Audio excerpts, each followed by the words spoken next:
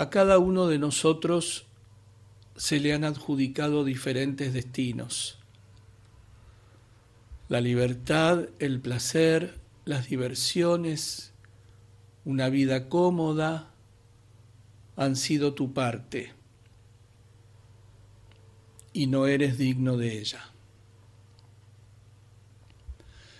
La mía ha sido de infamia pública, de largo encarcelamiento, de desdicha, de ruina, de deshonra, y tampoco soy digno de ella. Todavía no, por lo menos.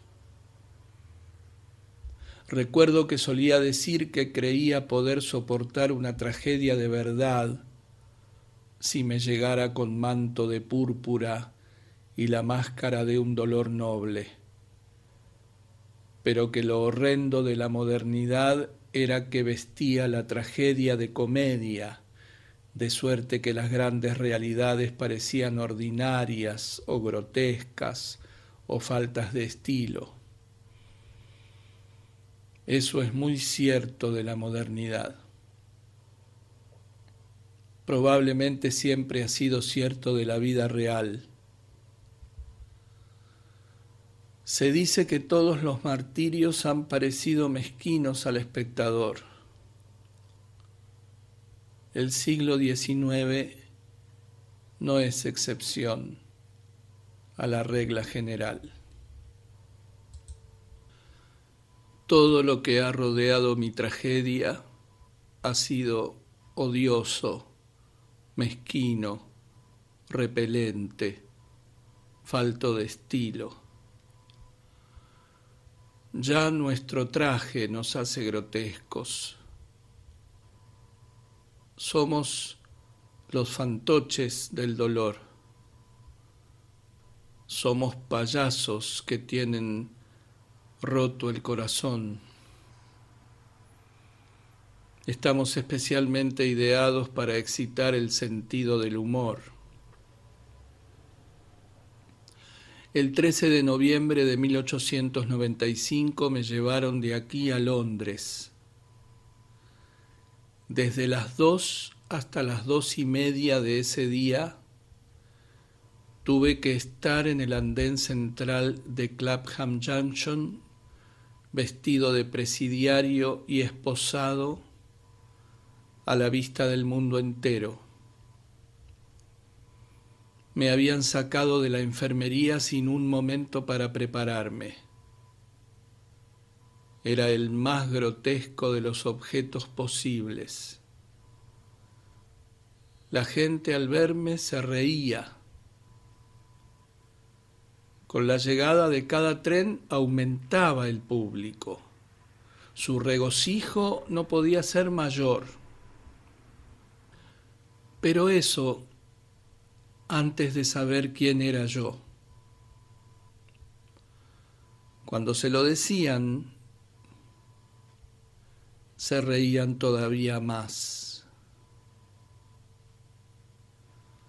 Allí estuve media hora, bajo la lluvia gris de noviembre, rodeado por una chusma que se burlaba de mí.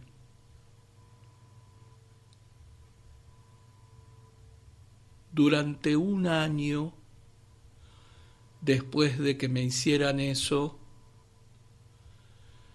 estuve llorando todos los días a la misma hora y por el mismo espacio de tiempo. Esto no es tan trágico como posiblemente te parezca. Para el que está en la cárcel,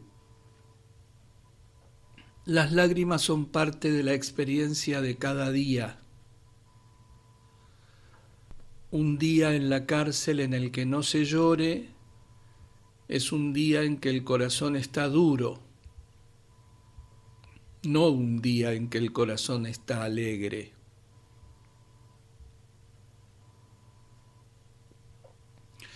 Pero ahora realmente empiezo a sentir más pena por los que se reían que por mí. Claro está que cuando me vieron yo no estaba en mi pedestal, estaba en la picota, pero hay que tener una naturaleza muy inimaginativa para interesarse por las personas solo cuando están en el pedestal. Un pedestal puede ser una cosa muy irreal. Una picota es una realidad terrorífica. Deberían haber sabido también interpretar mejor el dolor. He dicho que tras el dolor hay siempre dolor. Aún más sensato sería decir que tras el dolor hay siempre un alma. Y burlarse de un alma dolorida es una cosa horrenda. No pueden ser hermosas las vidas de quienes lo hagan. En la economía extrañamente simple del mundo solo se obtiene lo que se da. Y a los que no tienen imaginación bastante para traspasar la mera cáscara de las cosas y apiadarse, ¿qué piedad puede dárseles sino la del desprecio?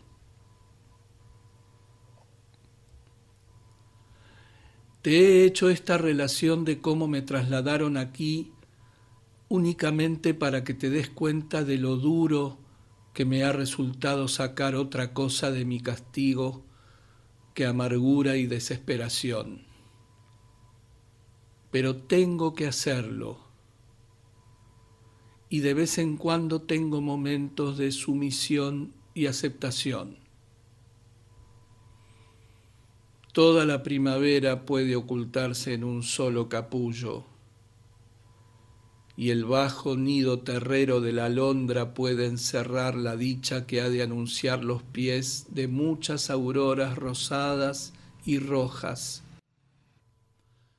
Y así también puede ser que la belleza de vida que aún quede para mí se contenga en un momento de rendirse, rebajarse y humillarse. Puedo, de cualquier manera, limitarme a seguir las líneas de mi desarrollo y, aceptando todo lo que me ha pasado, hacerme digno de él.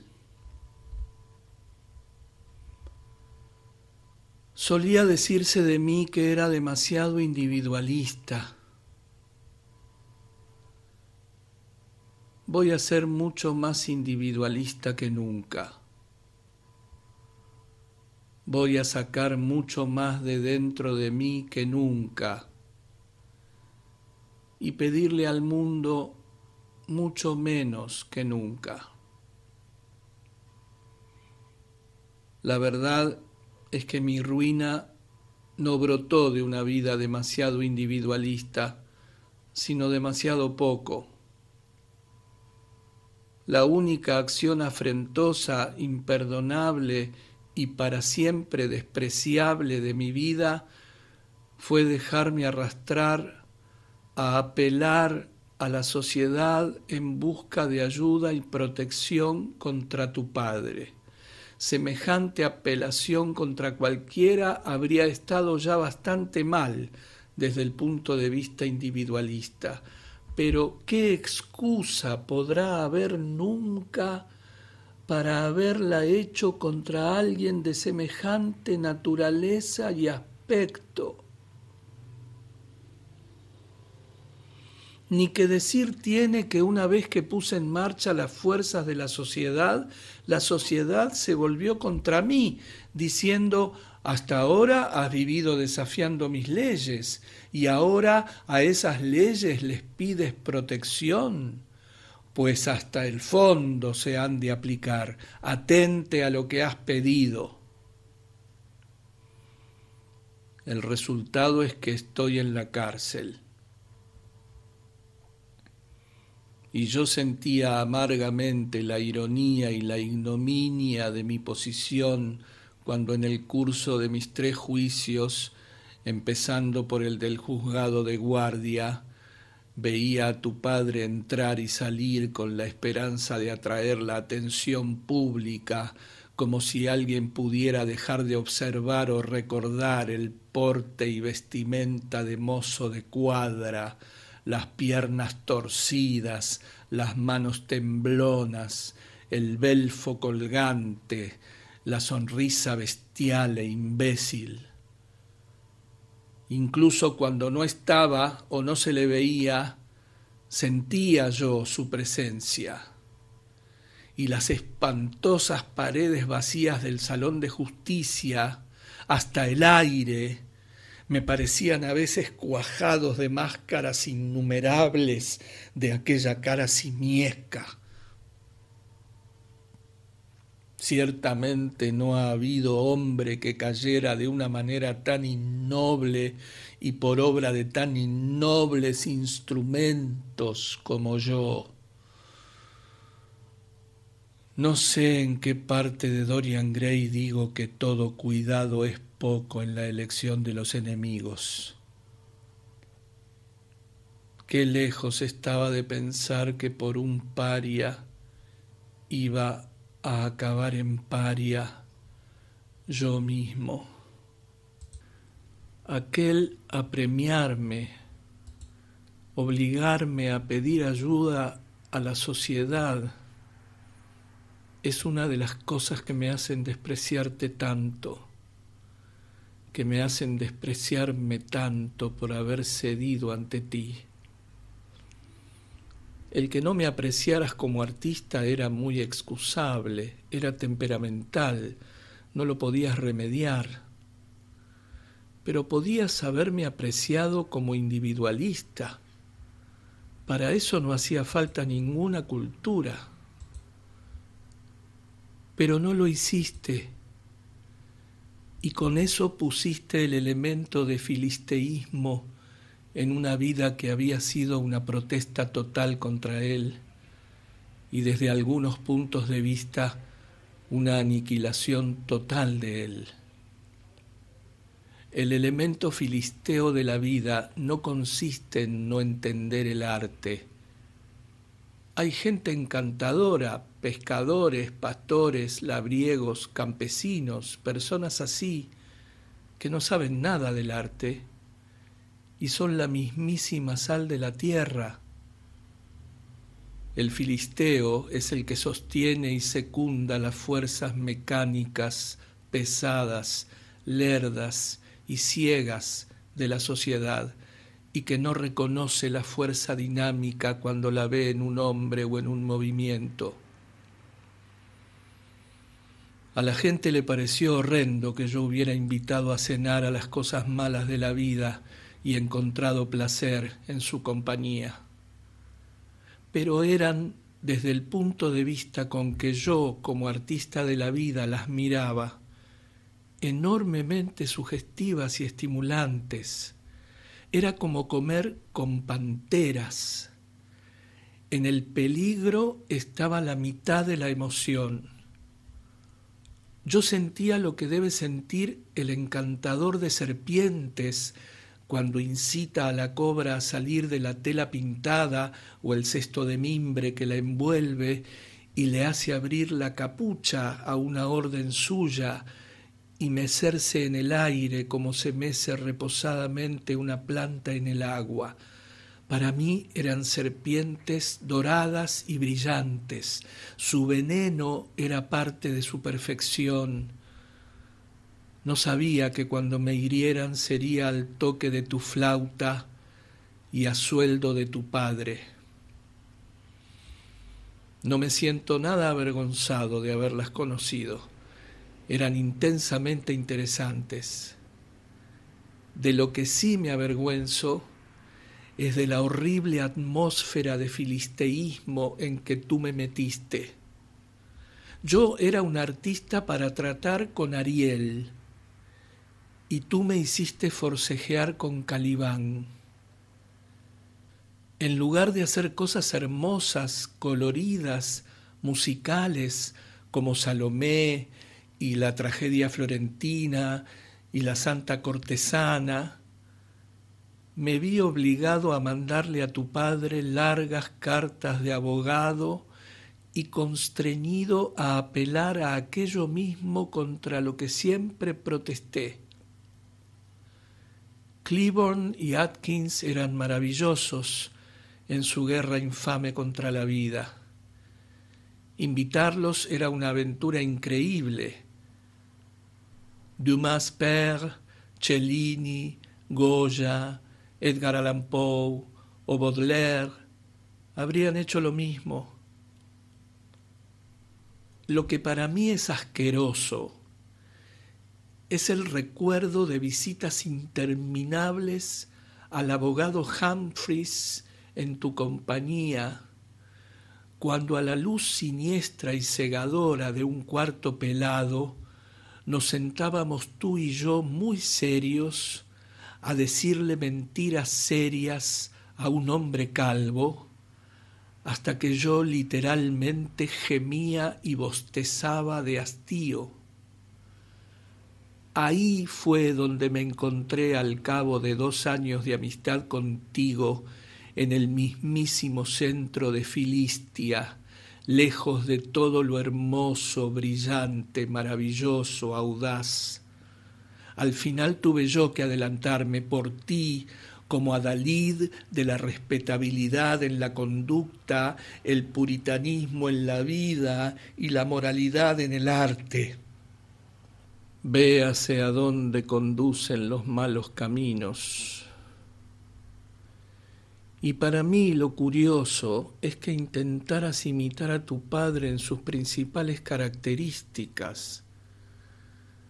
No entiendo que fuera para ti un modelo cuando debería haber sido una advertencia, sino es porque siempre que entre 2 personas hay odio, hay alguna clase de unión o hermandad. Supongo que por alguna extraña ley de antipatía de los símiles, se aborrecían, no porque en tantos puntos fueran tan diferentes, sino por ser en algunos tan parecidos. En junio de 1893, cuando saliste de Oxford sin título y con deudas, en sí pequeñas pero considerables para un hombre de la renta de tu padre, él te escribió una carta muy vulgar, violenta e insultante. La carta con que tú le contestaste era peor en todos los sentidos y naturalmente mucho menos excusable, y por consiguiente te enorgulleció mucho. Recuerdo muy bien que me dijiste con tu aire más fatuo que podías derrotar a tu padre en su propio terreno. Gran verdad.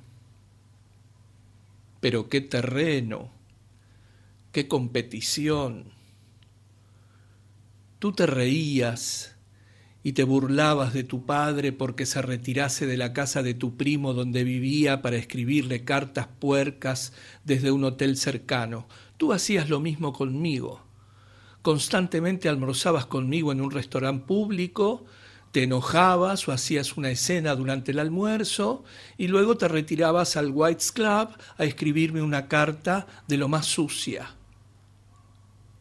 La única diferencia entre tu padre y tú era que tú, después de despacharme la carta por mensajero especial, te presentabas en mi piso unas horas más tarde, no para pedir disculpas, sino para saber si había encargado cena en el Savoy, y si no, ¿por qué no? A veces llegabas incluso antes de que hubiera leído la carta ofensiva.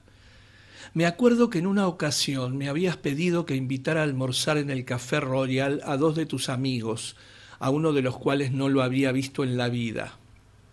Así lo hice, y a petición tuya encargué por adelantado un almuerzo especialmente lujoso.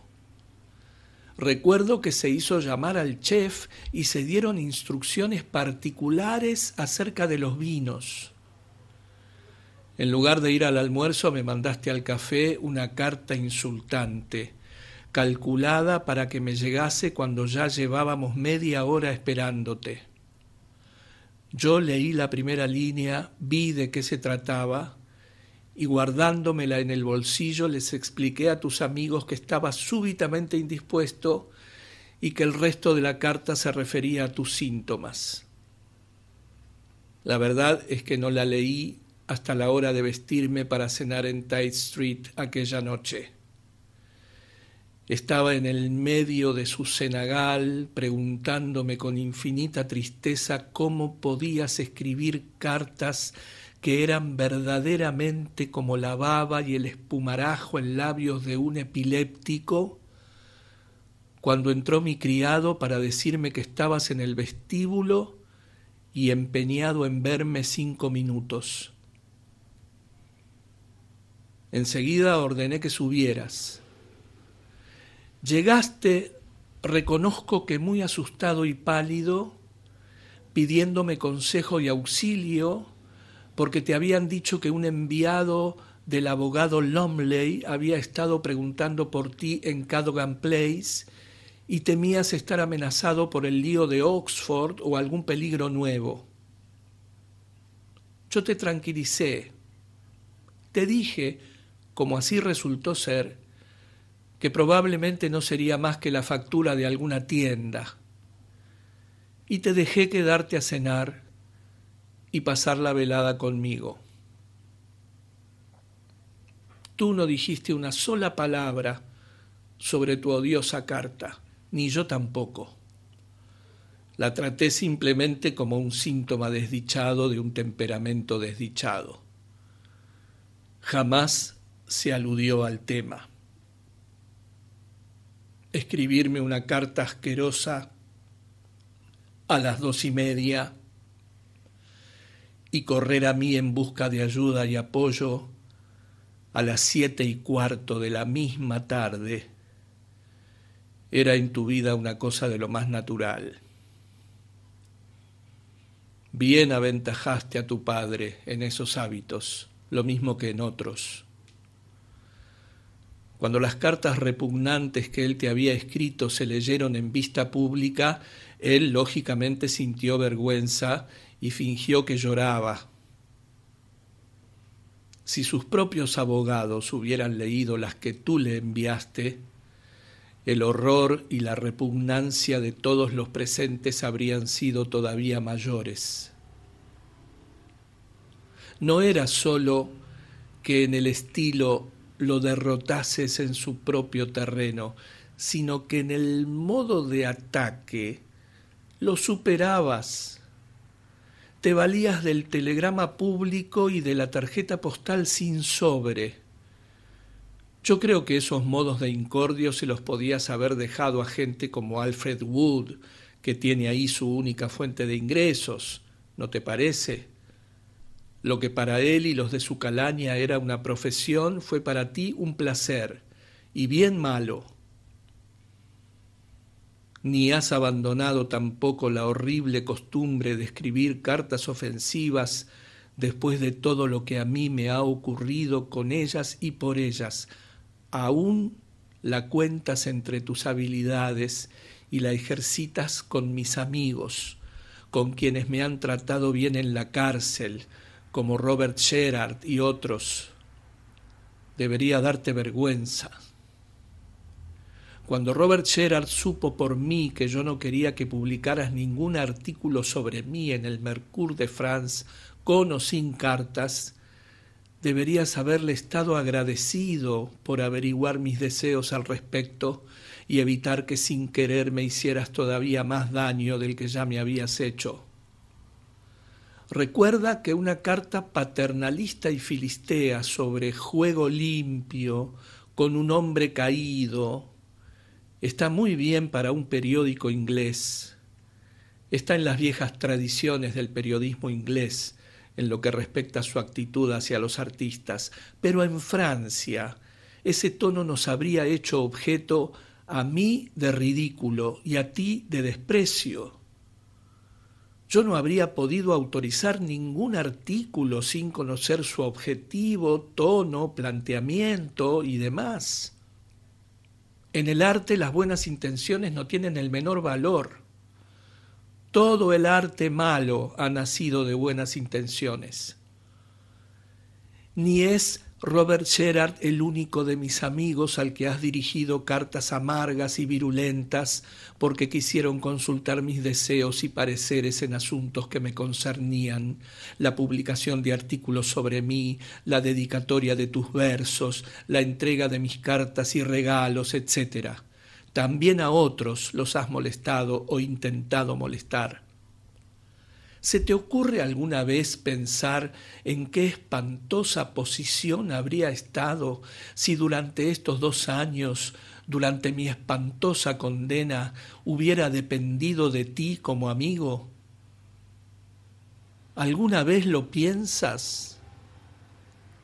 ¿Alguna vez sientes gratitud hacia quienes con bondad sin tasa, devoción sin límite, alegría y gozo de dar, han aligerado mi negra carga, me han visitado una y otra vez, me han escrito cartas bellas y solidarias, han gestionado mis asuntos por mí, han organizado para mí mi vida futura, han estado junto a mí frente a la maledicencia, el sarcasmo, la burla descarada y hasta el insulto? Doy gracias a Dios todos los días por haberme dado otros amigos que tú. Todo se lo debo a ellos. Hasta los libros que hay en mi celda están pagados por Robbie con el dinero de sus gastos. De la misma fuente saldrá mi ropa cuando me liberen. No me da vergüenza aceptar lo que se me da con amor y afecto.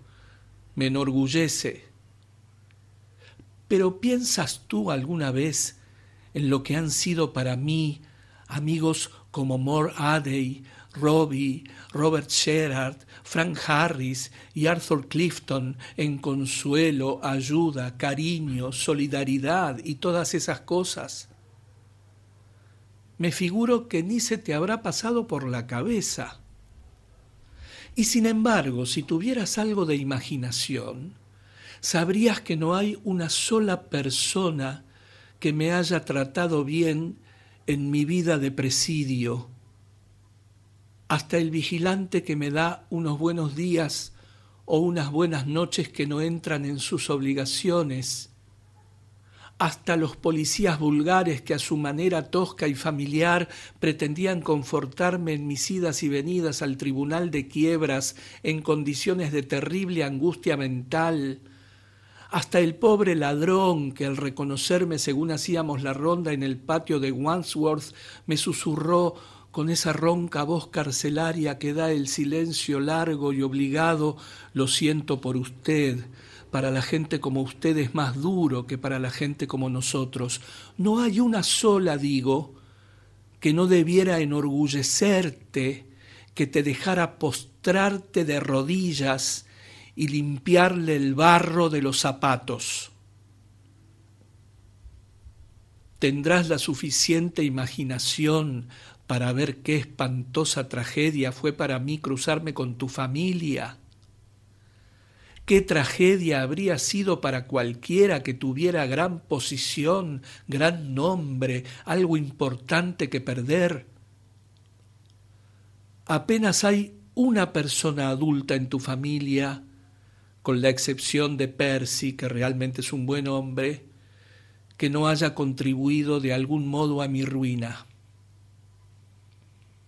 Te he hablado de tu madre con cierta amargura y te aconsejo encarecidamente que le enseñes esta carta, por ti sobre todo.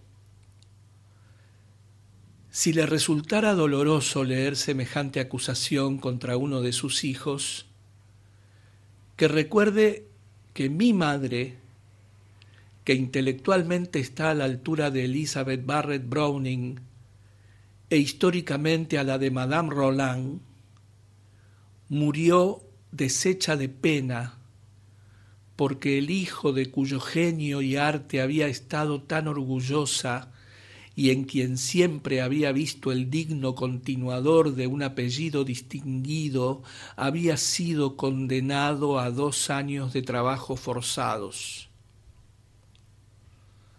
Me preguntarás de qué manera contribuyó tu madre a mi destrucción. Te lo voy a decir. Así como tú te esforzaste en trasladarme todas tus responsabilidades inmorales, así tu madre se esforzó en trasladarme todas sus responsabilidades morales con respecto a ti. En vez de hablar de tu vida directamente contigo, como corresponde a una madre, siempre me escribió en privado con súplicas fervientes y temblorosas que no te dijera que me escribía. Ya ves en qué posición me vi colocado entre tu madre y tú, tan falsa, tan absurda y tan trágica como la que ocupé entre tú y tu padre.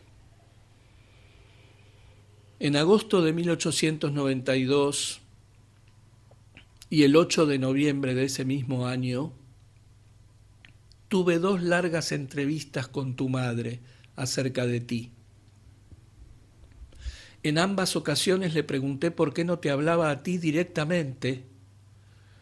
En ambas ocasiones me respondió lo mismo: me da miedo, se pone furioso si se le dice algo. La primera vez te conocía tan por encima que no entendí lo que quería decir. La segunda vez te conocía tan bien que lo entendí perfectamente. Durante el intervalo habías tenido un ataque de ictericia y el médico te había mandado una semana a Bournemouth y me habías inducido a acompañarte porque no te gustaba estar solo. Pero el primer deber de una madre es no tener miedo de hablar seriamente a su hijo. Si tu madre te hubiera hablado seriamente de los problemas en que te veía en julio de 1892 y te hubiera hecho sincerarte con ella, habría sido mucho mejor y al final habrían quedado los dos mucho más contentos. Todas las comunicaciones furtivas y secretas conmigo estuvieron mal. ¿De qué servía que tu madre me mandase innumerables notitas con la palabra privado en el sobre, rogándome que no te invitara tantas veces a comer y que no te diera dinero, y acabando siempre con la ansiosa postdata: que por nada del mundo sepa Alfred que le he escrito? ¿Qué se podía conseguir con semejante correspondencia? ¿Esperaste tú alguna vez a que se te invitase a comer? Jamás. Hacías todas tus comidas conmigo como si tal cosa. Si yo protestaba, tú siempre tenías una observación: si no como contigo, ¿dónde voy a comer? No pretenderás que me vaya a comer a casa. Frente a eso no cabía respuesta. Y si yo me negaba en redondo a que comieras conmigo, siempre me amenazabas con hacer alguna tontería y siempre la hacías. ¿Qué posible resultado podía seguirse de cartas como las que me enviaba tu madre, sino el que efectivamente se siguió: una necia y fatal traslación de la responsabilidad moral a mis hombros? De los diversos pormenores en que la debilidad y falta de coraje de tu madre fueron tan ruinosas para ella, para ti y para mí, no quiero seguir hablando. Pero ¿no es verdad que cuando supo que tu padre iba a mi casa a hacer una escena asquerosa y desatar un escándalo público, pudo haber visto que se avecinaba una crisis seria y haber tomado algunas medidas serias para tratar de evitarla? Pero lo único que se le ocurrió fue mandar al astuto George Wyndham, con su lengua sutil, a proponerme que te alejara poco a poco, como si yo hubiera podido alejarte poco a poco. Había intentado poner fin a nuestra amistad de todas las formas posibles, llegando incluso a dejar Inglaterra y dar una dirección falsa en el extranjero con la esperanza de romper de un solo tajo un vínculo que me era ya irritante, odioso y ruinoso. ¿Tú crees que yo podía alejarte poco a poco? ¿Crees que eso habría satisfecho a tu padre? Sabes que no. Porque lo que tu padre quería no era la cesación de nuestra amistad, sino un escándalo público. Eso era lo que buscaba. Hacía años que no salía su nombre en los periódicos. Vio la oportunidad de aparecer ante el público británico en un papel totalmente nuevo, el de padre cariñoso. Su sentido del humor se picó. Si yo hubiera cortado mi amistad contigo, se habría llevado una desilusión terrible y la modesta notoriedad de un segundo proceso de divorcio, por repugnantes que fueran sus detalles y su origen, le habría dado consuelo, porque lo que quería era popularidad. Y posar de defensor de la pureza, como lo llaman, es, en el estado actual del público británico, la manera más segura de convertirse en figura heroica del momento. De este público he dicho yo en uno de mis dramas que es Calibán durante una mitad del año y Tartufo durante la otra, y tu padre, en quien puede decirse que ambos personajes se encarnaron, estaba de ese modo llamado a ser el representante idóneo del puritanismo en su forma agresiva y más característica. Ningún alejarte poco a poco habría servido de nada, suponiendo que hubiera sido factible. ¿No te parece ahora que lo único que debió hacer tu madre fue pedirme que fuera a verla y en presencia de ti y de tu hermano decirme rotundamente que la amistad debía cesar desde ese punto y hora? Habría encontrado en mí el más caluroso apoyo, y estando Drumlanrig y yo en la habitación no habría tenido por qué temer hablarte. No lo hizo. Le daban miedo sus responsabilidades y quiso trasladarlas a mí. Sí me escribió una carta breve, pidiéndome que no enviara la carta de abogado a tu padre, advirtiéndole que debía desistir. Tenía toda la razón. Era ridículo que yo consultara abogados y buscara su protección. Pero anulaba cualquier efecto que su carta pudiera haber producido con su postdata habitual. Que por nada del mundo sepa Alfred que le he escrito. Te hechizaba la idea de que yo también, como tú, le enviara cartas de abogado a tu padre. Fue sugerencia tuya. Yo no podía decirte que tu madre era muy contraria a esa idea, porque tu madre me había ligado con las promesas más solemnes de no hablarte nunca de las cartas que me escribía, y yo tontamente cumplí lo que le había prometido. ¿No ves que hizo mal en no hablarte a ti directamente, que todas las entrevistas conmigo en la escalera y la correspondencia por la puerta de atrás estuvieron mal? Nadie puede trasladar a otra persona sus responsabilidades, siempre acaban volviendo a su legítimo dueño.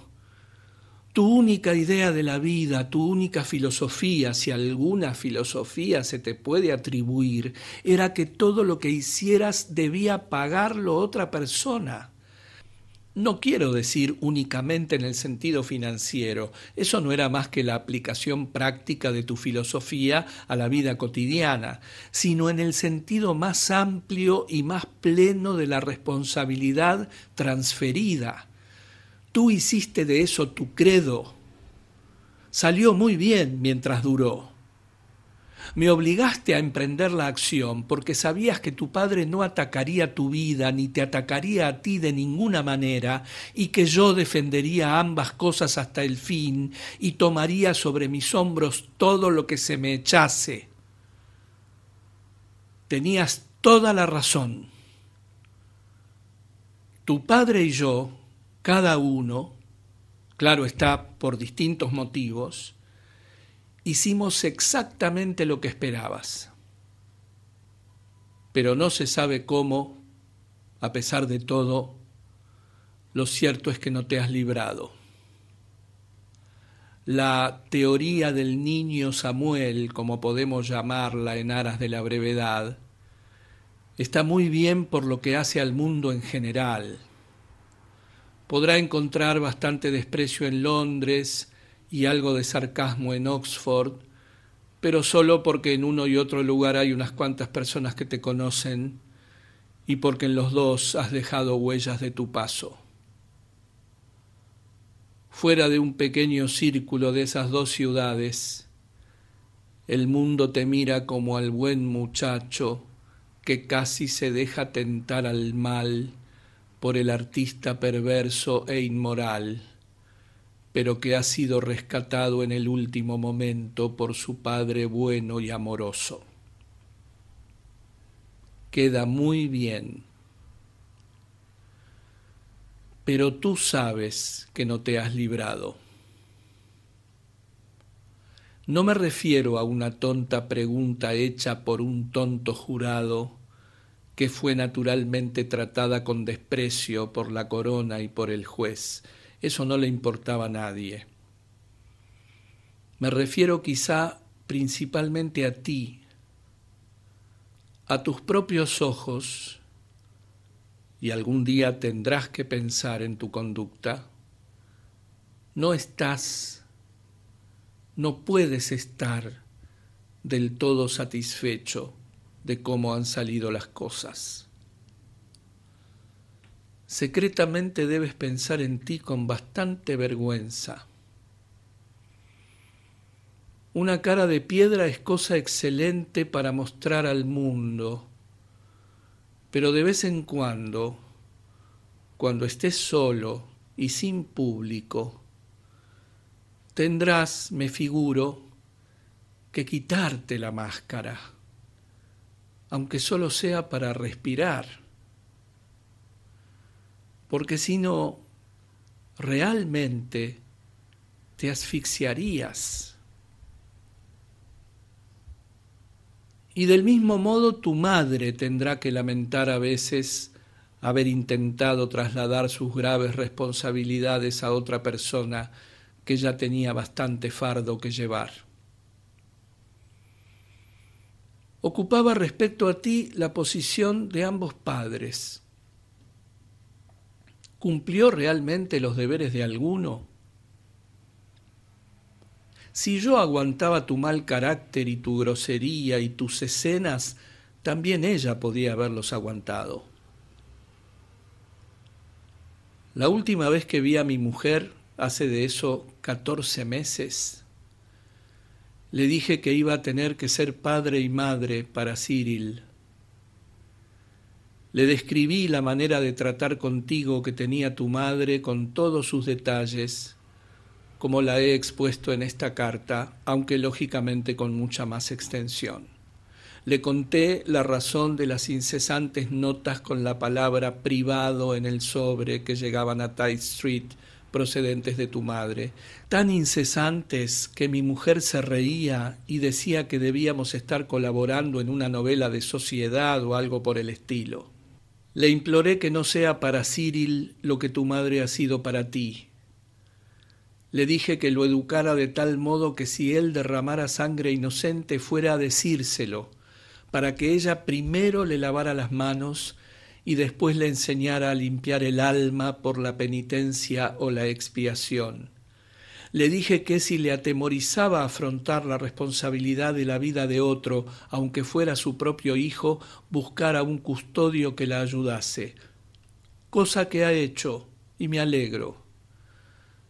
Ha elegido a Adrian Hope, un hombre de alta cuna y cultura y excelente carácter, primo suyo, a quien conociste una vez en Tite Street, y con él Cyril y Vivian tienen buenas posibilidades de un futuro hermoso. Tu madre, si le daba miedo hablar seriamente contigo, debería haber elegido entre sus parientes a alguien a quien hubieras escuchado, pero no debió tener miedo. debió hablarlo todo contigo y afrontarlo. En cualquier caso, mira el resultado. ¿Estás satisfecha y contenta? Sé que me echa a mí la culpa. Me lo dicen no personas que te conocen, sino personas que ni te conocen ni tienen ganas de conocerte. Me lo dicen a menudo. Habla de la influencia de un hombre mayor sobre otro más joven, por ejemplo. Es una de sus actitudes favoritas hacia la cuestión y siempre una llamada eficaz a los prejuicios y la ignorancia populares.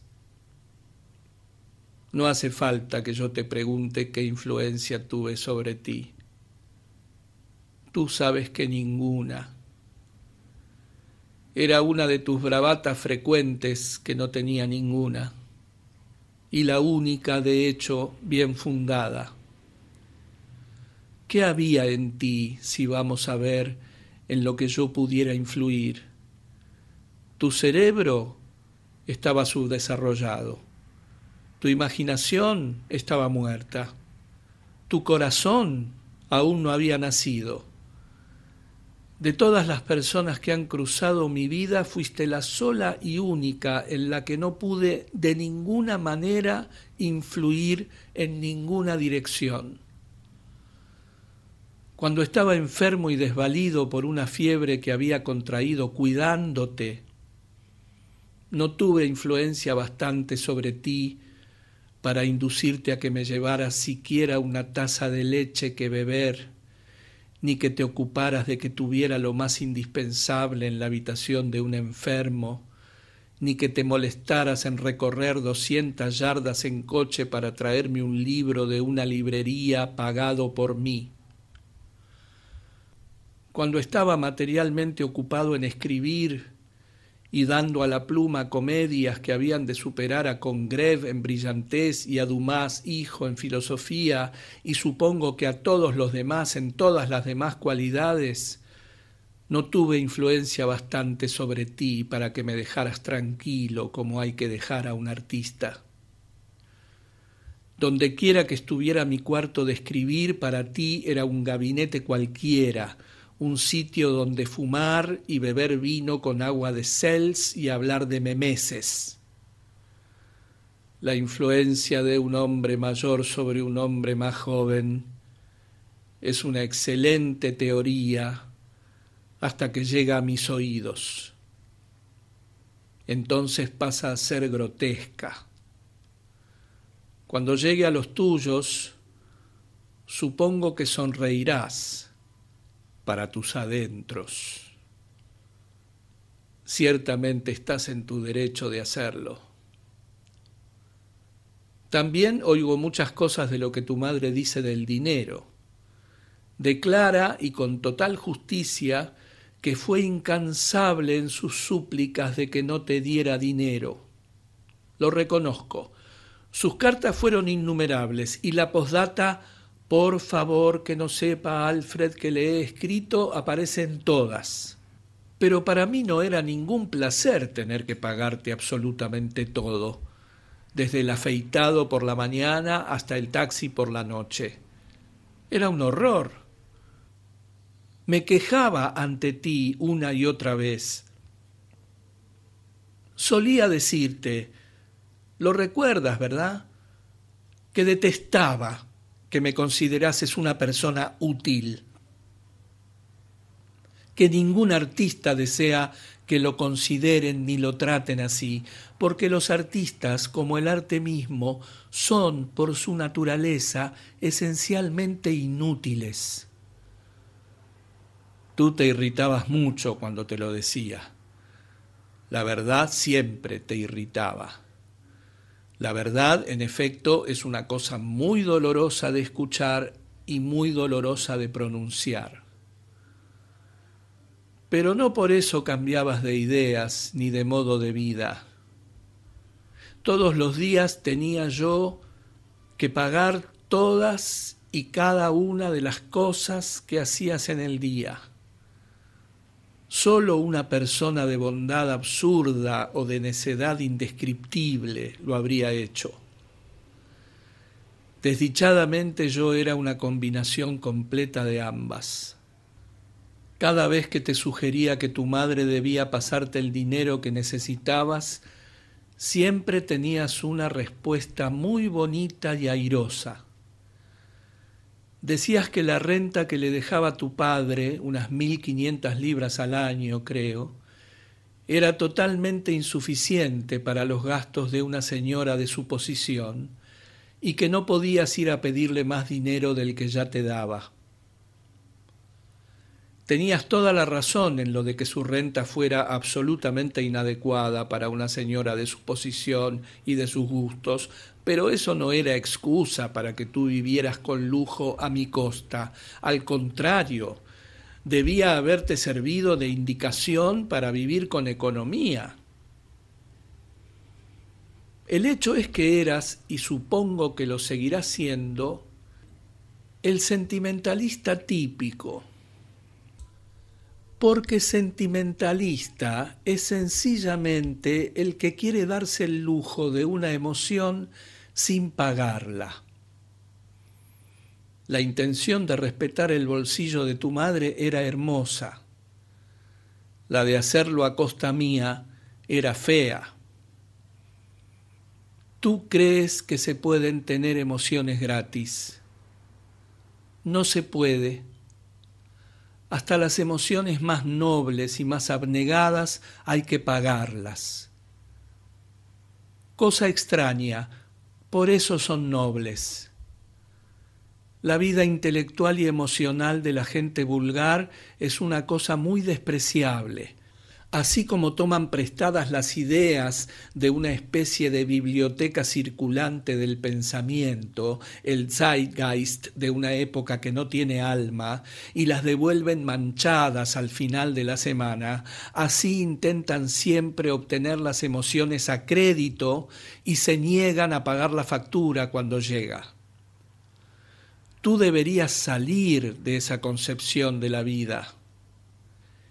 En cuanto tengas que pagar por una emoción, sabrás su calidad y habrás ganado con ese conocimiento.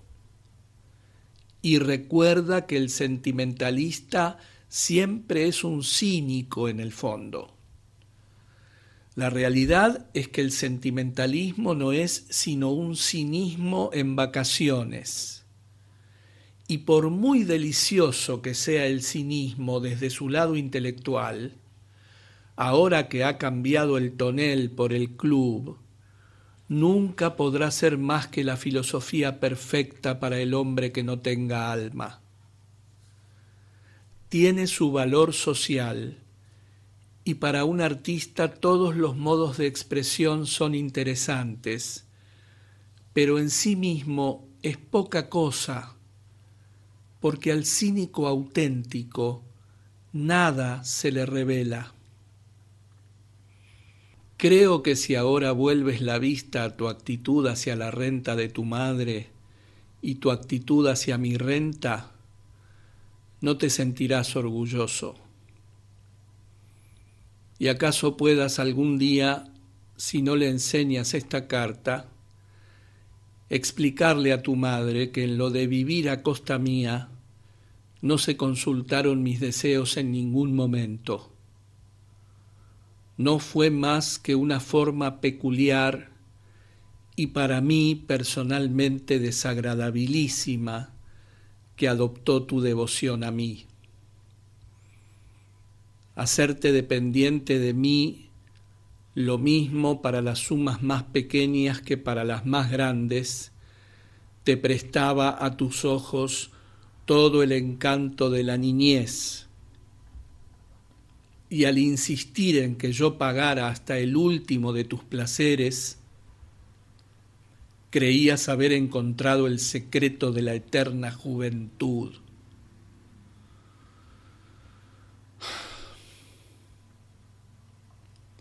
Confieso que me duele oír lo que tu madre va diciendo de mí,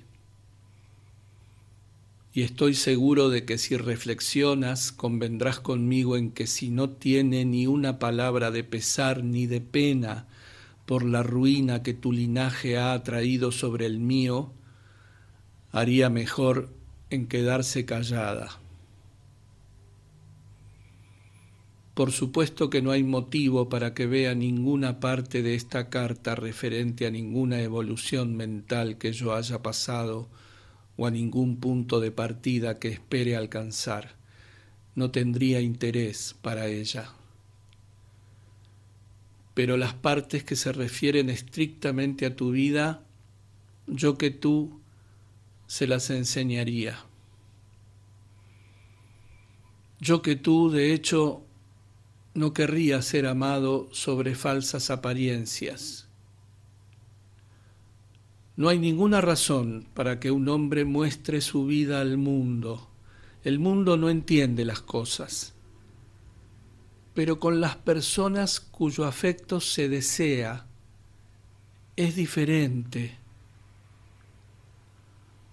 Un gran amigo mío, que hace ya 10 años que lo es, vino a verme hace algún tiempo y me dijo que no creía una sola palabra de lo que se decía contra mí y quería que yo supiese que él me consideraba totalmente inocente y víctima de una trama inmunda urdida por tu padre. Yo, al oírlo, me eché a llorar y le dije que, aunque hubiera muchas cosas entre las acusaciones concretas de tu padre que eran totalmente falsas y se me habían cargado por una malignidad repugnante, de todos modos mi vida había estado llena de placeres perversos y pasiones extrañas, y que a menos que aceptara este hecho como tal hecho y lo comprendiera hasta el fondo, yo no podría de ningún modo seguir siendo amigo suyo ni estar siquiera en su compañía.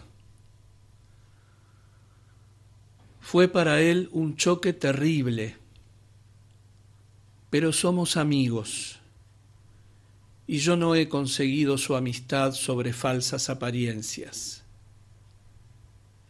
Te he dicho que decir la verdad es doloroso. Verse obligado a contar mentiras es mucho peor. Recuerdo que estaba sentado en el banquillo durante mi último juicio,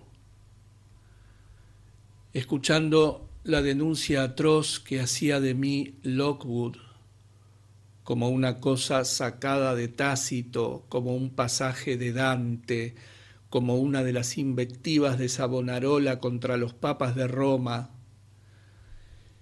y asqueado y horrorizado ante lo que oía. Y de pronto se me ocurrió pensar qué espléndido sería que fuera yo el que estuviera diciendo todo eso sobre mí. Entonces vi enseguida que lo que se diga de un hombre no es nada. Lo que importa es quién lo diga. El momento más alto de un hombre, no me cabe ninguna duda, es cuando se arrodilla en el polvo y se golpea el pecho y cuenta todos los pecados de su vida. Así contigo. Serías mucho más feliz si tu madre supiera por lo menos un poco de tu vida dicho por ti. Yo le conté bastante en diciembre de 1893, pero claro está que con las obligadas reticencias y generalidades. Al parecer no le dio más coraje en sus relaciones contigo, al revés. Puso más empeño que nunca en no mirar a la verdad. Si tú mismo se lo dijeras, sería distinto. Puede ser que muchas de mis palabras te resulten demasiado amargas, pero los hechos no los puedes negar. Las cosas fueron como he dicho que fueron, y si has leído esta carta con la atención con que debes leerla, te habrás encontrado cara a cara contigo mismo. Te he escrito todo esto muy por extenso, para que comprendas lo que fuiste para mí antes de mi encarcelamiento, durante aquellos 3 años de amistad funesta, lo que has sido para mí durante mi encarcelamiento, ya casi a 2 lunas de completarse, y lo que yo espero ser para mí y para los demás cuando mi encarcelamiento haya acabado. No puedo reconstruir mi carta ni reescribirla. Tendrás que tomarla como está, en muchos sitios emborronada con lágrimas, en algunos con señales de pasión o de dolor, y desentrañarla como puedas, con sus borrones y sus correcciones. En cuanto a las correcciones y enmiendas, las he hecho para que mis palabras sean expresión absoluta de mis pensamientos y no pequen de exceso ni de deficiencia.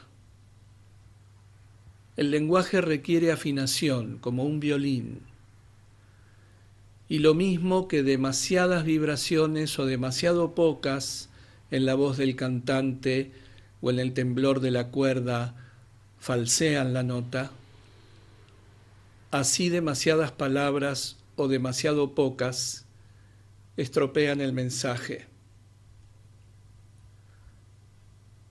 Tal cual es, en cualquier caso, mi carta tiene su concreto significado detrás de cada frase.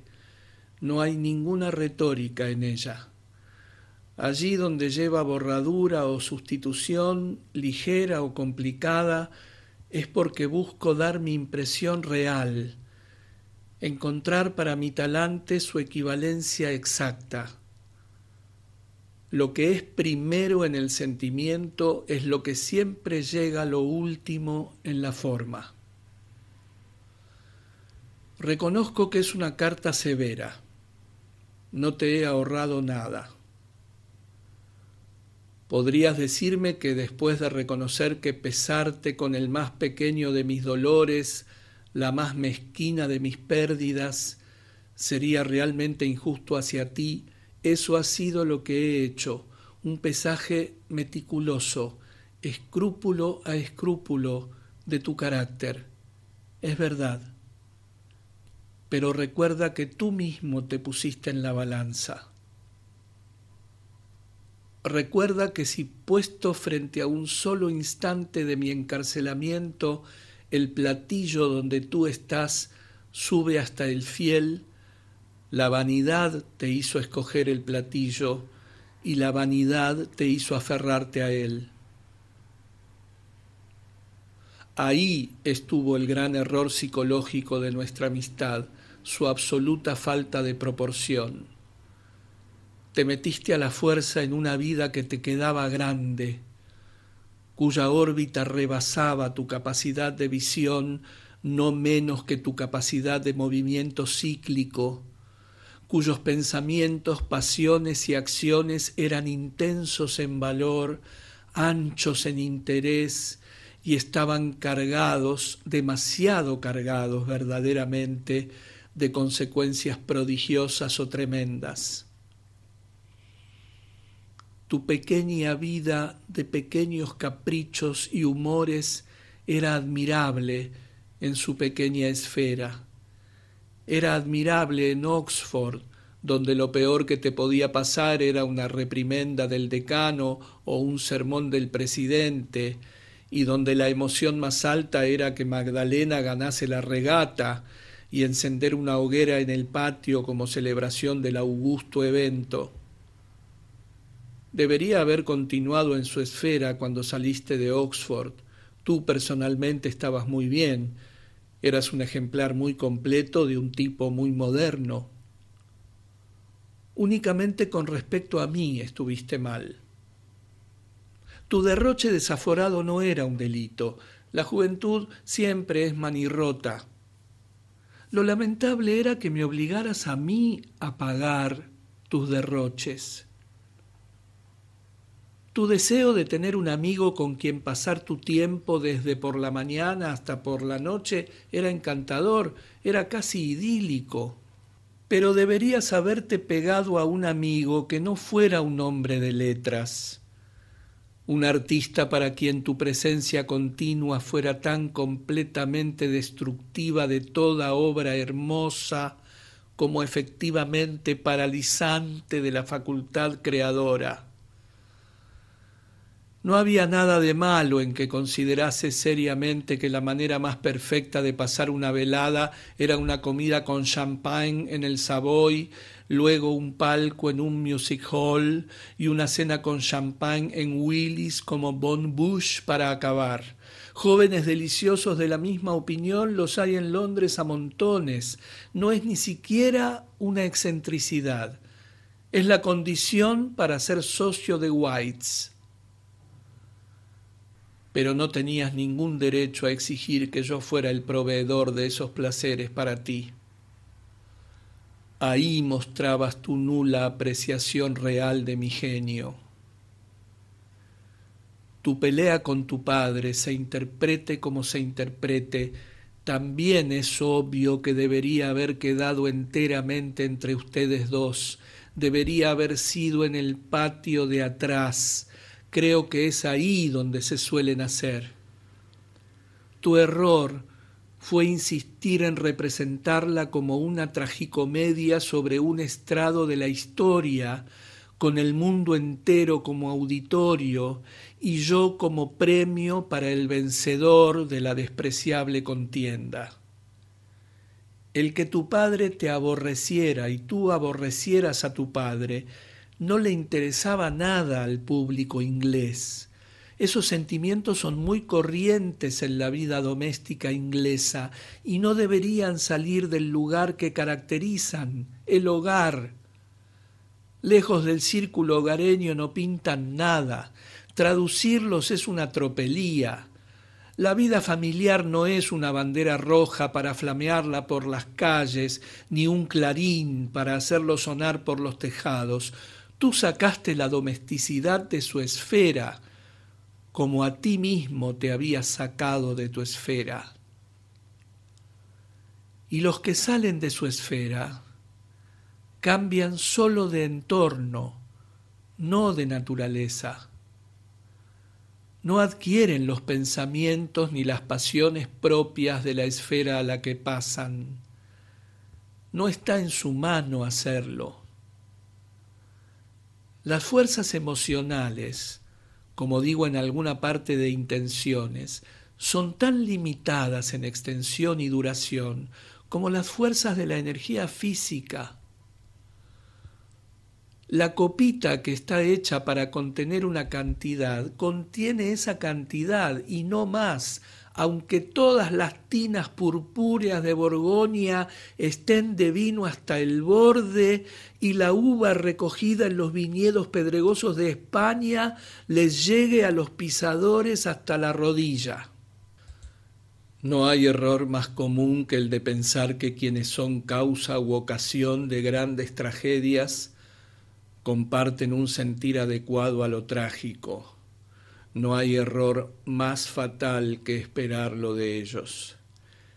El mártir, en su camisa de fuego, podrá estar contemplando la faz de Dios, pero para el que apila la leña o abre los troncos para que ardan mejor, toda esa escena no es más que el sacrificio de un buey para el matarife, o la tala de un árbol para el carbonero del bosque, o la caída de una flor para el que ciega la hierba con la guadaña. Las grandes pasiones son para los grandes de alma, y los grandes hechos solo los ven los que están a una altura con ellos. Yo no conozco nada en todo el teatro más incomparable desde el punto de vista del arte, ni más sugestivo por su sutileza de observación que el retrato que hace Shakespeare de Rosencrantz y Guildenstern. Son los amigos de colegio de Hamlet, han sido sus compañeros. Traen consigo recuerdos de días agradables que pasaron juntos.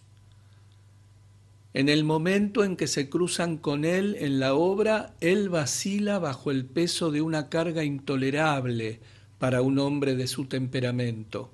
Los muertos han salido armados del sepulcro para imponerle una misión que es a la vez demasiado grande y demasiado ruin para él.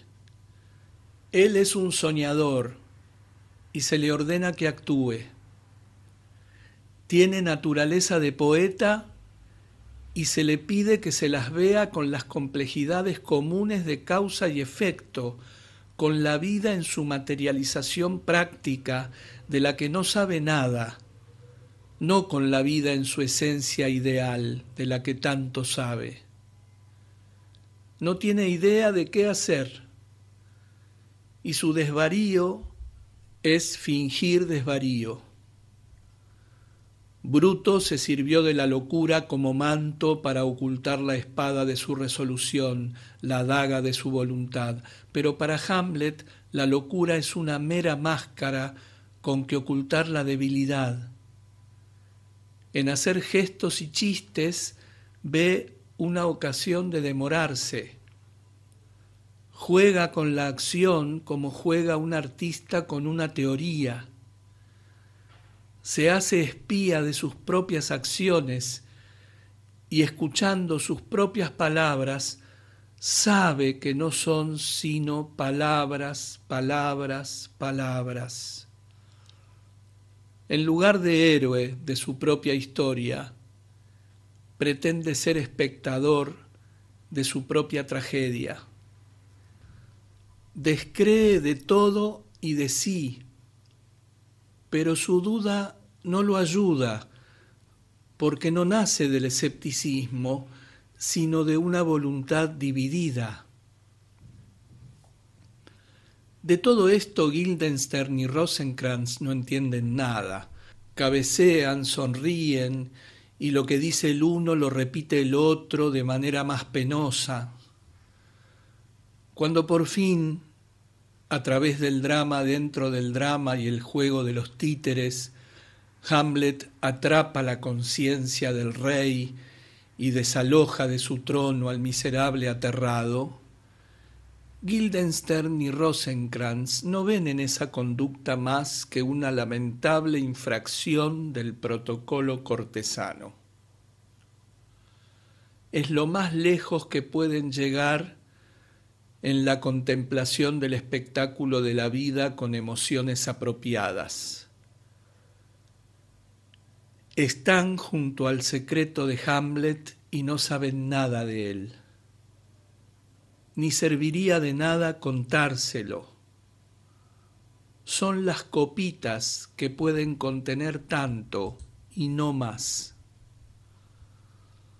Ya al final se insinúa que atrapados en una astuta trampa tendida para otros, encuentran o pueden encontrar una muerte violenta y repentina.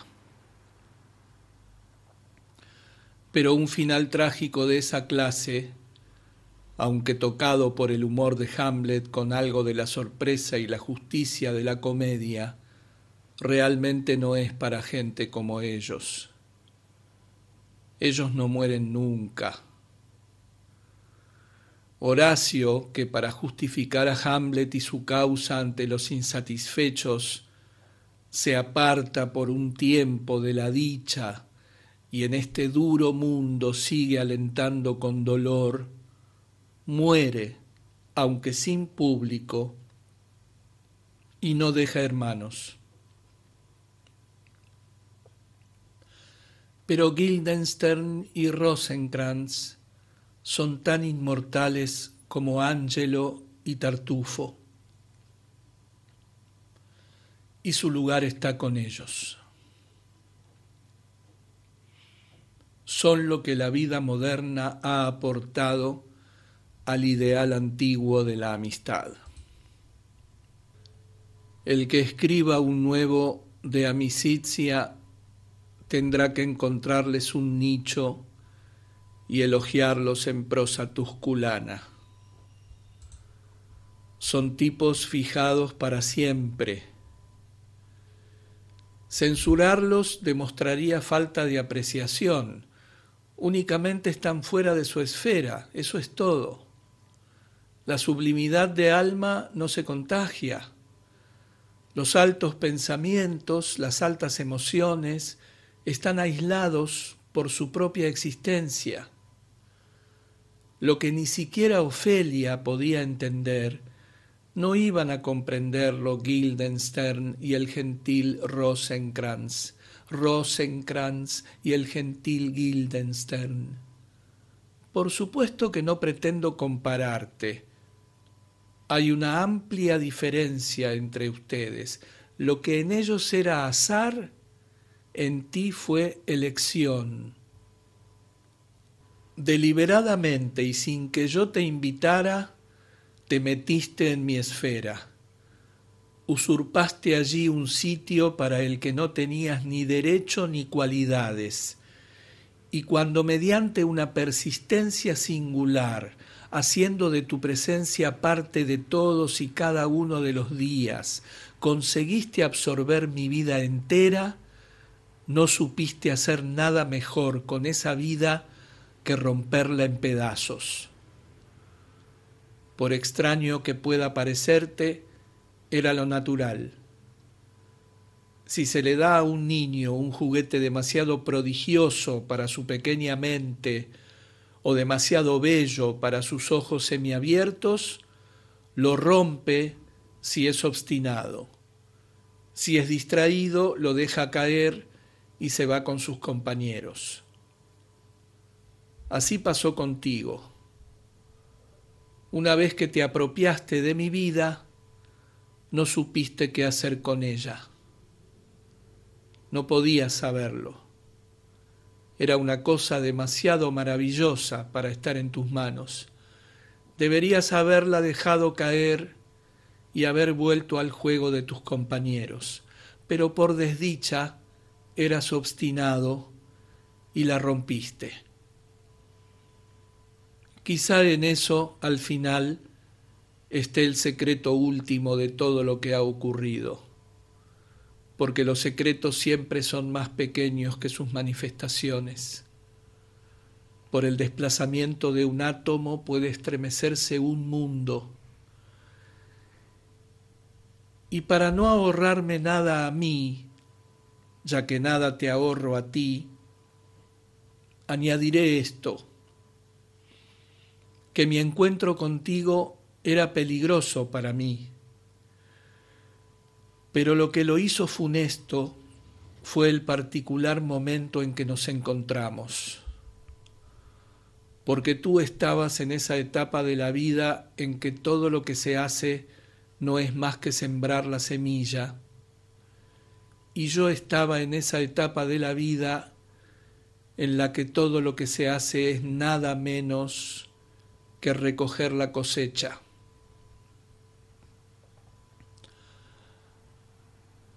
Hay algunas cosas más de las que tengo que escribirte. La primera es mi quiebra. Supe hace algunos días, reconozco que con gran decepción, que ya es demasiado tarde para que tu familia reembolse a tu padre, que eso sería ilegal, y que yo habré de permanecer en mi dolorosa situación presente durante un tiempo aún considerable.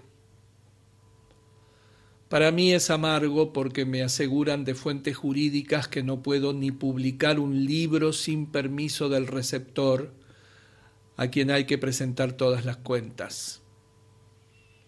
No puedo firmar un contrato con el empresario de un teatro, ni poner en escena una obra, sin que los ingresos pasen a tu padre y a mis otros 3 o 4 acreedores.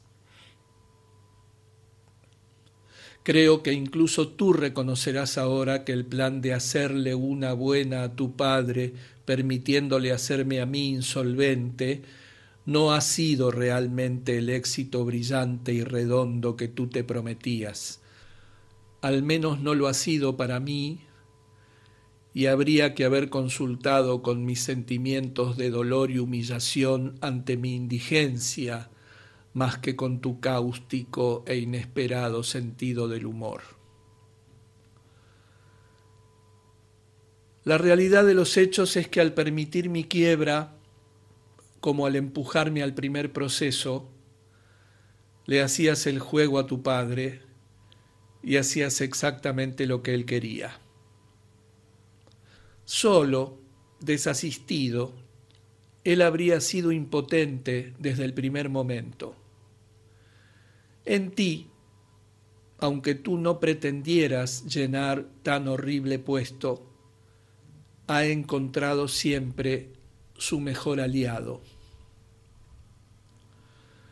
Me dice More Adey en su carta que el verano pasado expresaste realmente en más de una ocasión tu deseo de devolverme un poco de lo que gasté en ti. Como yo le dije en mi contestación, por desdicha yo gasté en ti mi arte, mi vida, mi nombre, mi lugar en la historia. Y si tu familia tuviera todas las cosas maravillosas del mundo a su disposición, o lo que el mundo juzga maravilloso, genio, belleza, riqueza, posición, etc., y todas las pusiera a mis pies, con eso no se me devolvería ni una décima parte de las cosas más pequeñas que se me han arrebatado, ni una sola de las lágrimas más pequeñas que he vertido. Pero claro está que todo lo que se hace hay que pagarlo. Eso es así hasta para el insolvente. Tú pareces tener la impresión de que la quiebra es para un hombre una manera cómoda de esquivar el pago de sus deudas, de hacérsela a los acreedores, en realidad. Pues es justamente lo contrario. Es el sistema por el que los acreedores de un hombre se la hacen a él, si hemos de seguir con tu frase favorita, y por el que la ley, mediante la confiscación de todas sus propiedades, lo obliga a pagar todas y cada una de sus deudas, y si así no lo hace, lo deja tan indigente como el más vulgar pordiosero que se acoja a un soportal o se arrastre por un camino con la mano tendida por esa limosna que al menos en Inglaterra le da miedo pedir. La ley me ha quitado no ya todo lo que tenía, mis libros, muebles, cuadros, mis derechos de autor sobre mis obras publicadas, mis derechos de autor sobre mis obras de teatro, realmente todo, desde el Príncipe Feliz y el abanico de Lady Windermere hasta las alfombras de mi escalera y el limpiabarros de mi puerta, sino también todo lo que pueda tener en el futuro. Mi renta sobre los bienes dotales, por ejemplo, se vendió. Afortunadamente pude comprarla a través de mis amigos. De no haber sido así, en caso de fallecimiento de mi mujer, mis 2 hijos serían, mientras yo viviera, tan indigentes como yo. Mi parte en las tierras de Irlanda, que mi propio padre me legó, será, me figuro, lo siguiente. Me da una gran amargura que se venda, pero habré de pasar por ello. Están por medio los 700 peniques de tu padre, o eran libras, y hay que reembolsarlos. Aún despojado de todo lo que tengo y de todo lo que pueda tener, y declarado insolvente total, todavía tengo que pagar mis deudas. Las comidas en el Savoy, la sopa de tortuga, los orondos hortolanos envueltos en arrugadas hojas de parra siciliana, el recio champagne de color ambarino, casi de aroma ambarino. Dagonet de 1880 era tu vino favorito, ¿verdad? Todo eso hay que pagarlo todavía. Las cenas en Willis, la cuvée especial de Perrier-Jouët que siempre nos reservaban, los patés maravillosos traídos directamente de Estrasburgo, el prodigioso fin champagne servido siempre en el fondo de grandes copas acampanadas para que su bouquet fuera mejor saboreado por los auténticos epicuros de lo realmente exquisito de la vida, eso no puede quedar sin pagar, como las deudas incobrables de un cliente trapacero. Hasta los delicados gemelos, 4 piedras de luna, bruma de plata, en forma de corazón, montadas en cerco de rubíes y brillantes alternados, que yo diseñé y encargué en Henry Louis como regalito especial para ti, para celebrar el éxito de mi segunda comedia. Hasta eso, aunque creo que los vendiste por 4 perras pocos meses después, hay que pagarlo. No voy a dejar al joyero sin fondos por los regalos que te hice, independientemente de lo que tú hicieras con ellos. Así que, aunque me declaren insolvente, ya ves que aún tengo que pagar mis deudas. Y lo que pasa con un insolvente pasa en la vida con todos los demás. Por cada pequeña cosa que se hace, alguien tiene que pagar. Tú mismo incluso, con todo tu deseo de libertad absoluta de todas las obligaciones, tu insistencia en que de todo te provean otros, tus intentos de rechazar todo compromiso de afecto o de consideración o de gratitud, tú mismo tendrás un día que reflexionar seriamente sobre lo que has hecho y tratar, aunque sea en vano, de expiarlo de algún modo. El hecho de que realmente no puedas hacerlo será parte de tu castigo. No puedes lavarte las manos de toda responsabilidad y pasar con un gesto de hombros o una sonrisa a un nuevo amigo o un banquete recién servido. No puedes tratar todo lo que has atraído sobre mí como una reminiscencia sentimental que sacar de cuando en cuando con los cigarrillos y los licores, fondo pintoresco para una vida moderna de placer como un tapiz antiguo colgado en una posada vulgar. De momento podrá tener el encanto de una salsa nueva o una cosecha reciente, pero los restos de un festín se enrancian y las heces de una botella son amargas. Hoy o mañana o cuando sea, tienes que comprenderlo, porque si no podrías morirte sin haberlo comprendido, y entonces qué vida tan ruin, famélica, falta de imaginación habrías tenido. En mi carta Amor he sugerido un punto de vista que debes adoptar respecto al tema, lo antes posible. Él te dirá lo que es. Para entenderlo tendrás que cultivar tu imaginación. Recuerda que la imaginación es esa cualidad que nos permite ver las cosas y las personas en sus relaciones reales e ideales. Si no eres capaz de comprenderlo solo, háblalo con otros. Yo he tenido que mirar mi pasado de frente. Mira tu pasado de frente.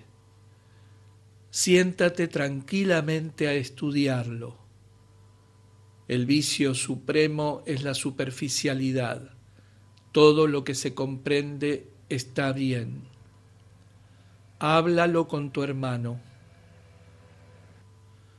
De hecho, la persona con quien hablarlo es Percy. Dale a leer esta carta y cuéntale todas las circunstancias de nuestra amistad. Exponiéndoselo todo con claridad, no hay persona de mejor juicio. Si le hubiéramos dicho la verdad, cuánto sufrimiento y vergüenza se me habría ahorrado. Recordarás que lo propuse la noche que llegaste a Londres desde Argel. Te negaste de plano.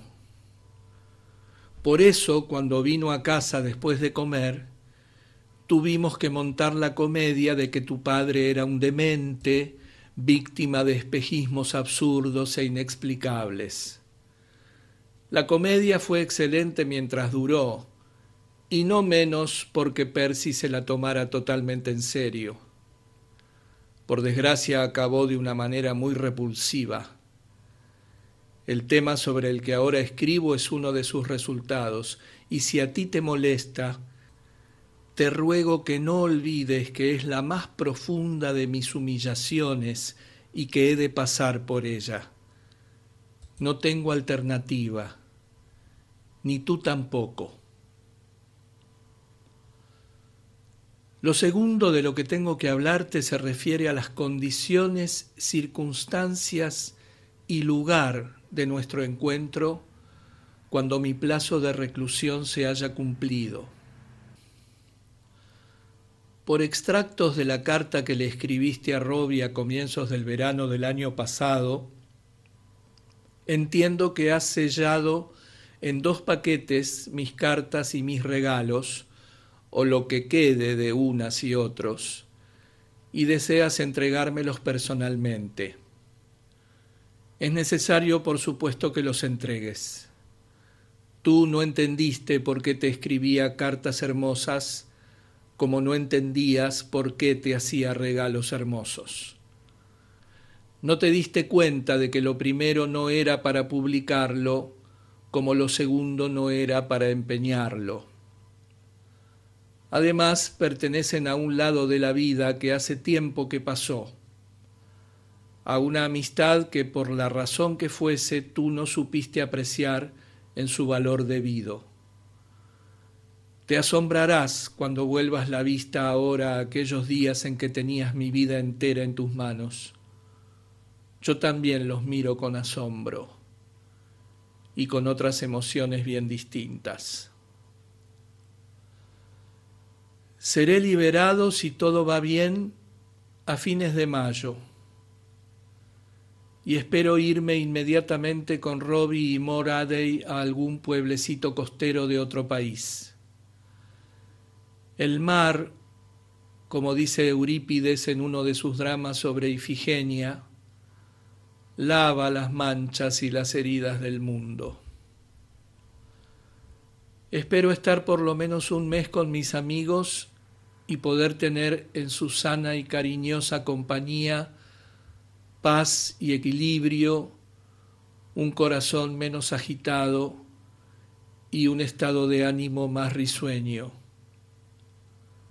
Siento un anhelo extraño de las grandes cosas simples y primigenias, como el mar, para mí no menos madre que la tierra.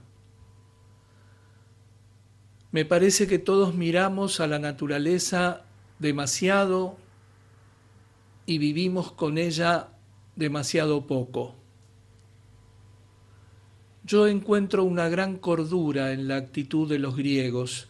Ellos nunca charlaban de puestas de sol, ni discutían si en la hierba las sombras eran realmente violáceas o no. Pero veían que el mar era para el nadador y la arena para los pies del corredor. Amaban los árboles por la sombra que dan y el bosque por su silencio al mediodía. El viñador se ceñía el pelo de hiedra para resguardarse de los rayos del sol según se encorvaba sobre los brotes tiernos, y para el artista y el atleta, los dos tipos que Grecia nos ha dado, se tejían en guirnaldas las hojas del laurel amargo y del perejil silvestre, que por lo demás no rendían ningún servicio al hombre. Decimos que somos una era utilitaria y no conocemos la utilidad de nada. Hemos olvidado que el agua limpia y el fuego purifica y que la tierra es madre de todos nosotros. La consecuencia es que nuestro arte es de la luna y juega con sombras, mientras que el arte griego es del sol y trata directamente con las cosas. Yo tengo la seguridad de que en las fuerzas elementales hay purificación y quiero volver a ellas y vivir en su presencia. Claro está que para alguien tan moderno como yo soy, enfant de mon siècle, el mero hecho de contemplar el mundo siempre será hermoso.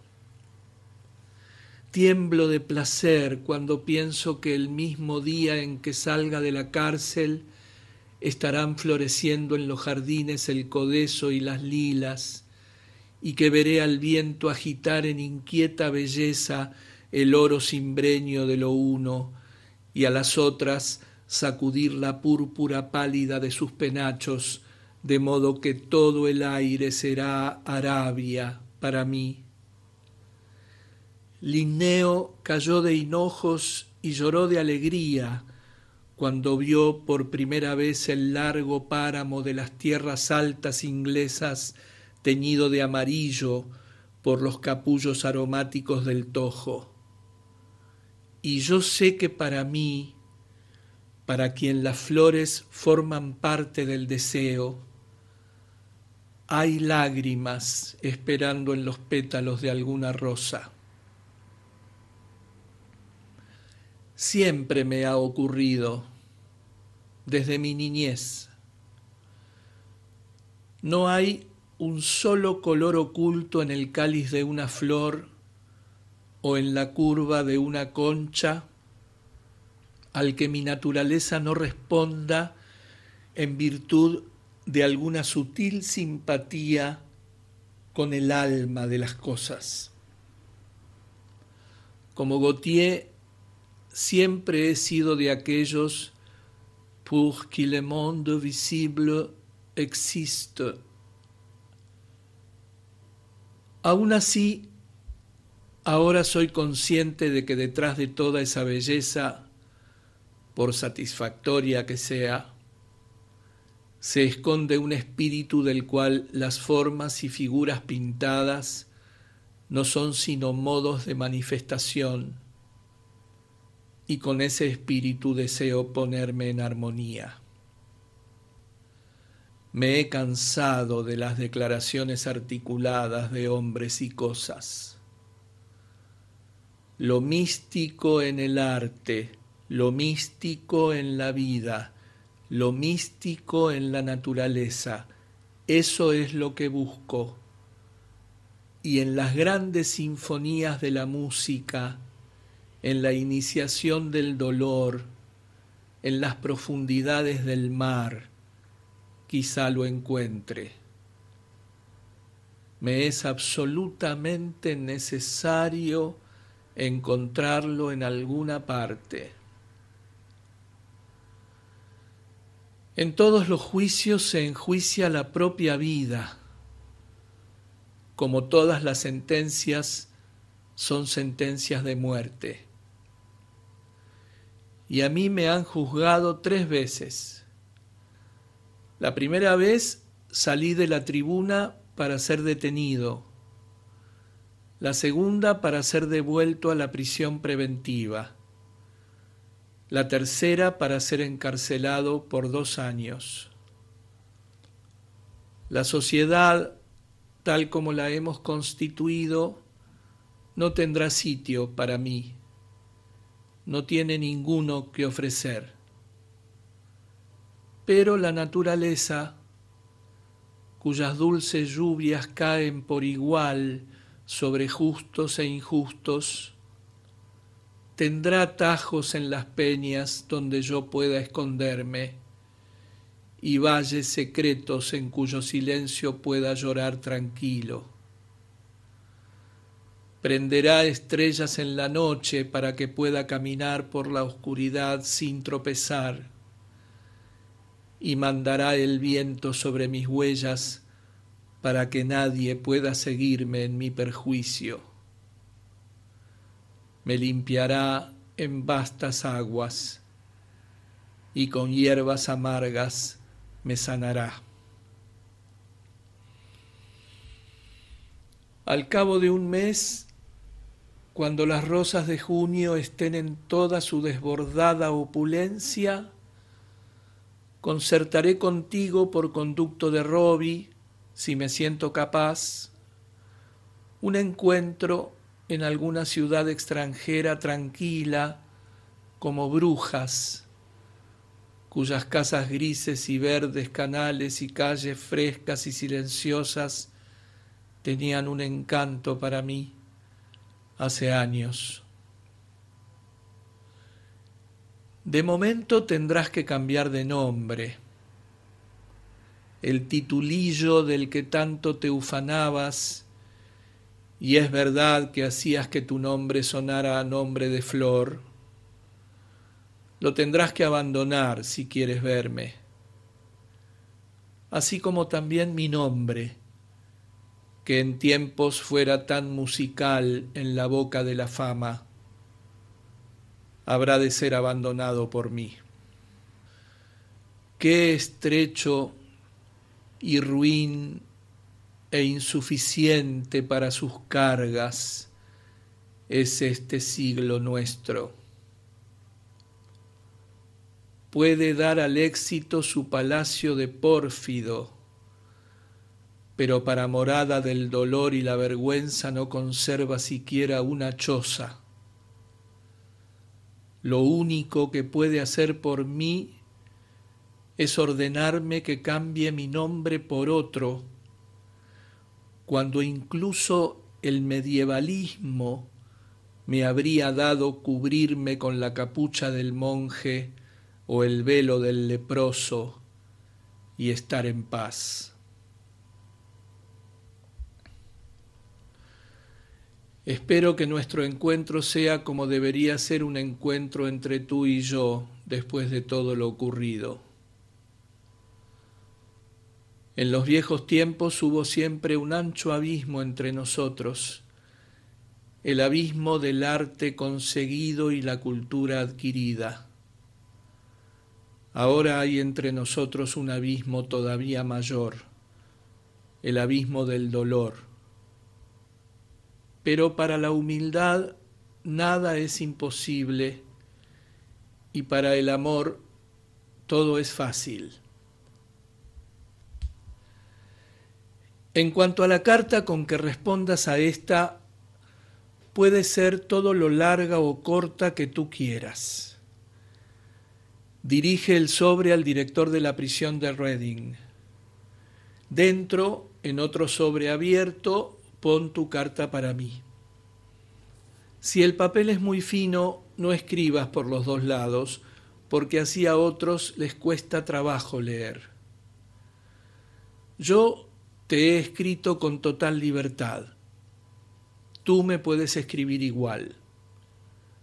Lo que he de saber de ti es por qué no has hecho ningún intento de escribirme desde el mes de agosto del año antepasado, y más particularmente después de que en mayo del año pasado, hace ahora 11 meses, supieras y reconocieras ante otros que sabías cuánto me habías hecho sufrir y cómo yo era consciente. Un mes tras otro esperé noticias tuyas. Aunque no hubiera estado esperando, aunque te hubiera cerrado la puerta, deberías haber recordado que nadie puede cerrar las puertas al amor para siempre. El juez injusto del Evangelio acaba por levantarse para dar una decisión justa, porque la justicia llama todos los días a su puerta, y de noche el amigo en cuyo corazón no hay amistad de verdad cede al cabo ante su amigo por su importunidad. No hay cárcel en el mundo que el amor no pueda asaltar. Si eso no lo has entendido, es que no has entendido nada del amor. También quiero que me cuentes todo lo relativo a tu artículo sobre mí para el Mercure de France. Algo sé de él. Dame citas literales. Está compuesto en letras de molde. Dame también las palabras exactas de la dedicatoria de tus poemas. Si están en prosa, cita la prosa. Si en verso, cita el verso. No me cabe duda de que será hermosa. Escríbeme con toda franqueza sobre ti, sobre tu vida, tus amigos, tus ocupaciones, tus libros. Háblame de tu libro y su acogida. Lo que tengas que decir en tu descargo, dilo sin miedo. No escribas lo que no sientes, eso es todo. Si en tu carta hay algo de falso o fingido, lo detectaré enseguida por el tono. No por nada ni en vano, en mi culto de toda la vida a la literatura, me he hecho avaro de sonidos y de dabas como Midas de sus monedas. Recuerda también que aún estoy por conocerte. Quizá estemos aún por conocernos.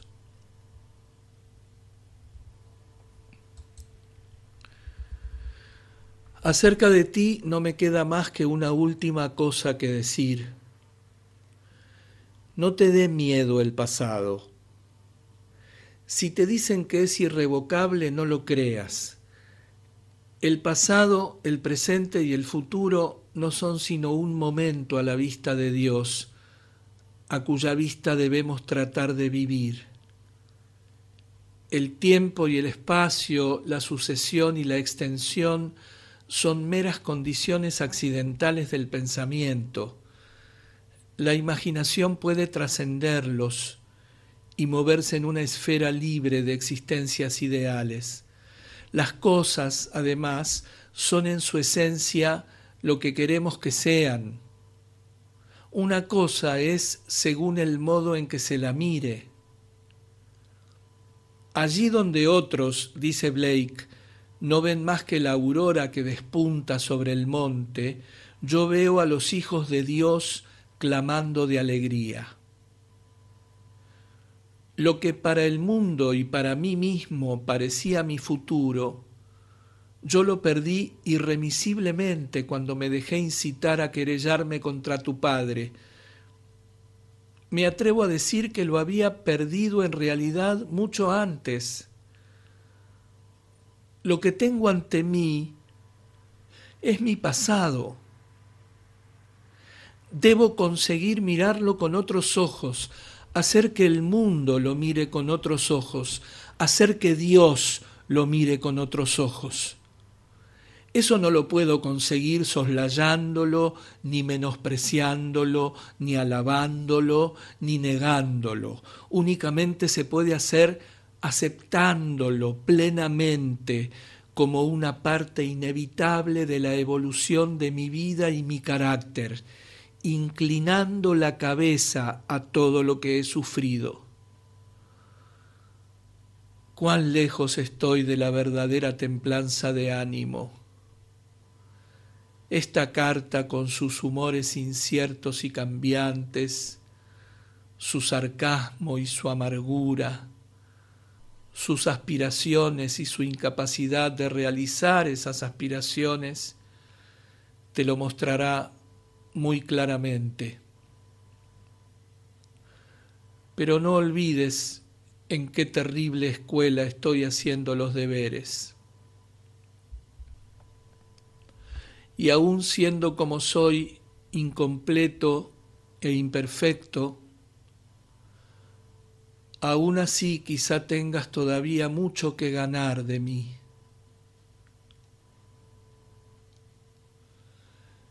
Viniste a mí para aprender el placer de la vida y el placer del arte. ¿Acaso se me haya escogido para enseñarte algo que es mucho más maravilloso? El significado del dolor y su belleza. Tu amigo que te quiere, Oscar Wilde.